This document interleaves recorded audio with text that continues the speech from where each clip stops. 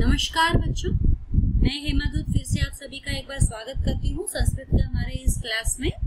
आज हम करने जा रहे हैं 8वीं कक्षा का संस्कृत विषय से दूसरा पाठ विलस्य वाणी न कदापि में श्रुता, और इसका यह हमारा चौथा सेशन है। जी हाँ, पहले 3 सेशन हमारे हो चुके हैं। पहले 2 सेशन जो थे उसमें हमारे एक्सप्लेनेशन थे, चैप्टर पाठ का जो सविस्तार जो है उसका एक्सप्लेनेशन था, और जो तीसरा सेशन था वो हमारे क्वेश्चन आंसर सेशन हो गया था। 1 वर्ड आंसर, 1 लाइन आंसर और fill in the blanks with अवयव। अब ये जो चौथा सेशन है इसमें हमारे आगे के एक्सरसाइजेस खत्म होंगे, हम करेंगे, और ये पाठ्य पुस्तक द्वारा ही लिए गए हैं।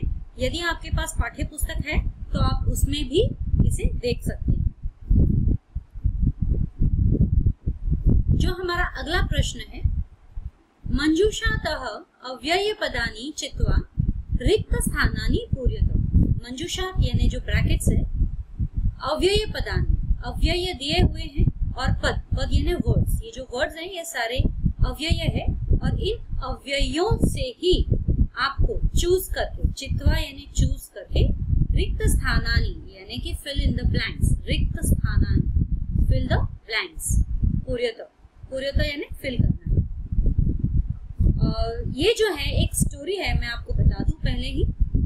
ये एक स्टोरी है, आप सभी ने सुनी होगी बचपन में। एकता की जो ताकत होती है, एकता में जो ताकत होती है उसके ऊपर है। ये कुछ चिड़िया जो है फंस जाती है, दाने चुगने के चक्कर में कहीं पर उतर जाती है, और वहां पर जो है उनको पता नहीं रहता है, पहले से ही किसी हंटर ने, शिकारी ने एक जाल बिछा रखा होता है, और उस जाल के ऊपर दाने रख देता है, और वो दाने देखकर चिड़िया सारी वहां बैठ जाती है। तो सारी चिड़िया फंस जाती है उस जाल में। उस जाल में फंसने के बाद में सब चिल्लाने लगती है, आवाज करने लगती है। तो उसके बाद में एक जो उनमें से जो बूढ़ा, मतलब वृद्ध, एकदम सबसे एक्सपीरियंस चिड़िया होती है, वो कहती है कि डरो मत, मेरी बात सुनो, हम सब इस जंजाल से मुक्त हो सकते हैं। यदि हम सब मिलकर एक साथ में उड़ने की कोशिश करें एक दिशा में, तो हो सकता है हम इस जाल को साथ में लेकर जा सके और हम बच जाए। और फिर वो लोग उड़ते भी हैं, और कहीं दूर जाकर किसी अपने दोस्त, जो कि चूहा उनका दोस्त होता है, उस चूहे से कहते हैं कि हमारे जाल काट दो, और वो चूहा अपने पैने दांतों से उनके जाल काट देता है। यह स्टोरी कुछ इसी तरीके से है। अब हम पढ़ते हैं इस स्टोरी में क्या ट्विस्ट है, देखते हैं आगे चलते चलते।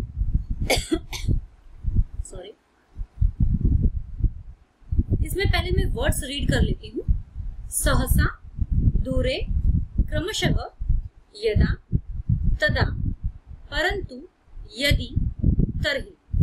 ठीक है, तो हम पहले स्टार्ट करते हैं। एकस्मिन् वने, किसी एक वन में, कश्चन व्याधः जालः विस्तीर्य। तो मतलब किसी ने, एक व्याधः मतलब एक शिकारी ने, जालः विस्तीर्य, दूरे स्थितः, जाल उसने दूर में लगा दिया, दूर एक जाल बिछा दिया।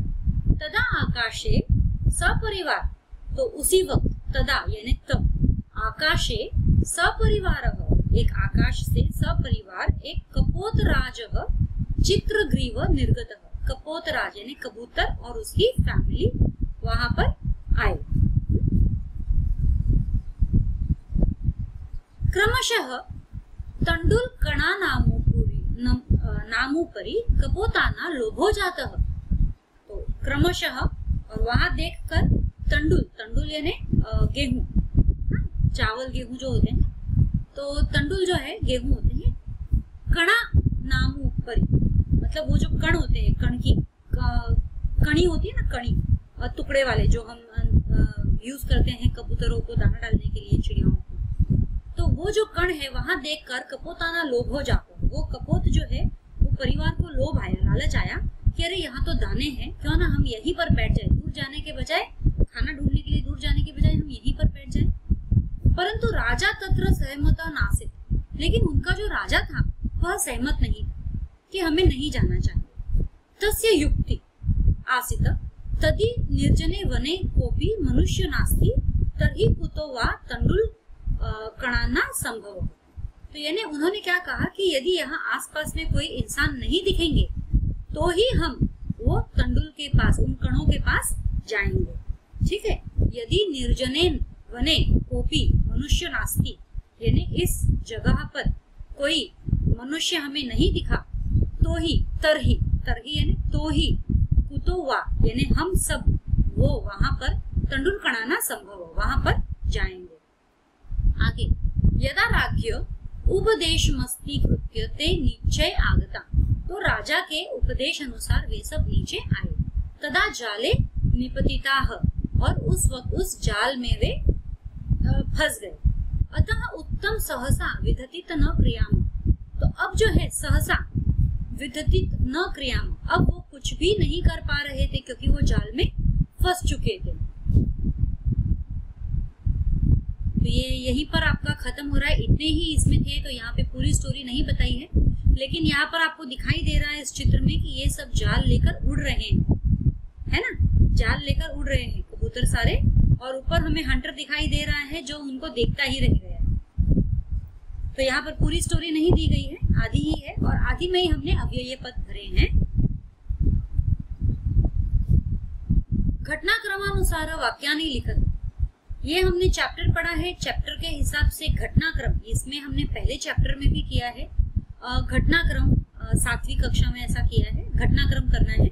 इसमें टोटल 1 2 3 4 5 6 7 7 आपके सेंटेंसेस है, और ये जो घटना किस तरह से हुई है उनका हमें क्रम लगाना है, यानी 1 2 3 पहला कौन सा हुआ, दूसरा कौन सा हुआ।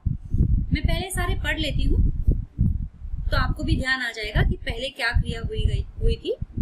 गुहायाः स्वामी दधिपुच्छ नाम शृगाल समागच्छत, सिंह एका महती गुहाम अपश्यत, परिभ्रमण सिंह क्षुधार्तो जातः, दूरस्थः शृगाल रव कर्तुमारब्ध, सिंह शृगालस्य आह्वानं करोत, दूर पलायमान शृगालः श्लोकमं पठतः, गुहाया कोऽपि अस्ति इति शृगालस्य विचारः। ठीक है, तो ये सारे सेंटेंसेस है, इसमें देखिए मैंने नंबर्स डाला है।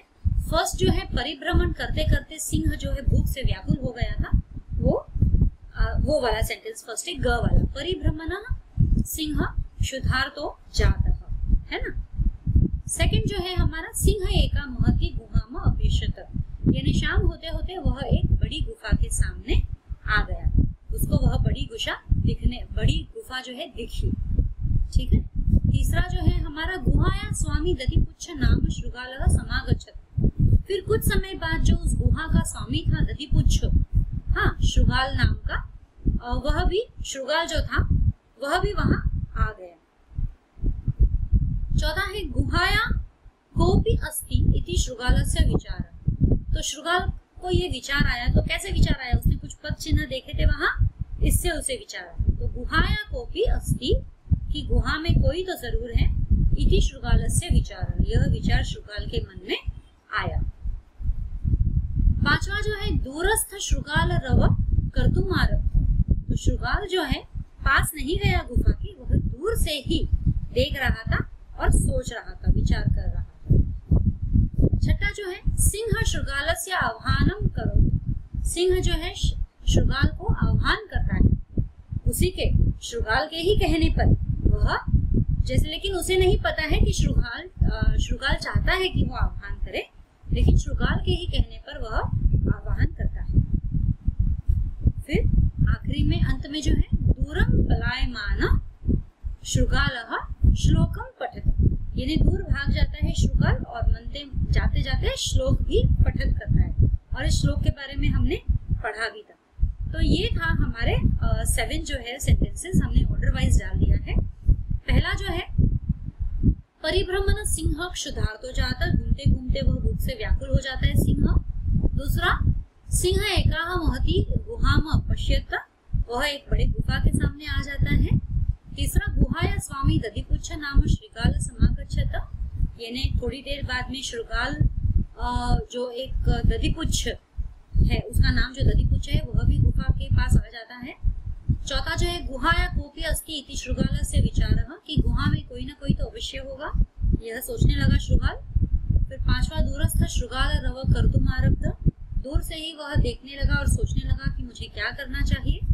छठा, सिंह शृगालस्य आह्वानं करोत, कि शृगाल जो है, शृगाल के कहने पर सिंह शृगाल को आह्वान करता है, यानी आवाज देता है।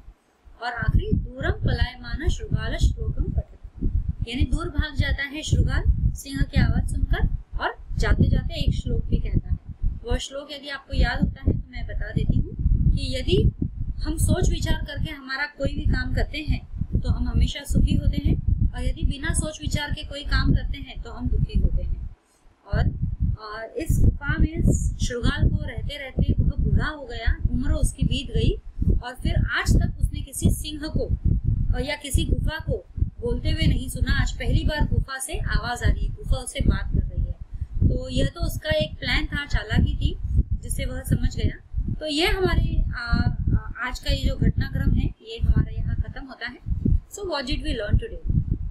आज बच्चों हमने इस चैप्टर के जो आखिरी के जितने भी क्वेश्चन आंसर सेशन थे रिमेनिंग, जो पिछले सेशन में हमने किए थे उसके अलावा, वो आज हमने कर लिए हैं कंप्लीट। हमारा यहाँ पे क्वेश्चन आंसर सेशन, इस चैप्टर की समाप्ति हो गई है इस सेशन के साथ में। और ये जो पंचतंत्र से ली गई थी कहानी, बिलस्य वाणी न कदापि में श्रुता, यानी बिल की आवाज यानी गुफा की आवाज, गुफा से कभी भी मैंने उसकी आवाज नहीं सुनी, आज तक उसकी आवाज मैंने नहीं सुनी। तो आज ये जो चैप्टर से हमें समझ में आता है कि हमें कोई भी काम जो करते हैं हमें आसपास में हमारे अवश्य हमें जागरूक रहना चाहिए, हमारे आसपास में हमें हमेशा देखते रहना चाहिए।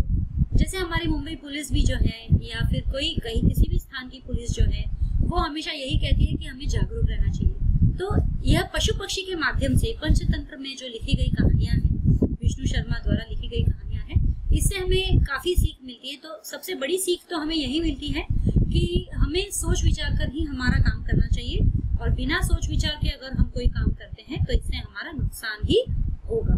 तो यहाँ मैं हमारे चैप्टर को विश्राम देती हूँ, अंत करती हूँ, और यहाँ पर आप सबसे विदा लेंगी। और अगले चैप्टर में, अगले सेशन में हम फिर मिलेंगे, नेक्स्ट चैप्टर में, थर्ड चैप्टर में। तब तक के लिए आप सबसे विदा चाहती हूँ।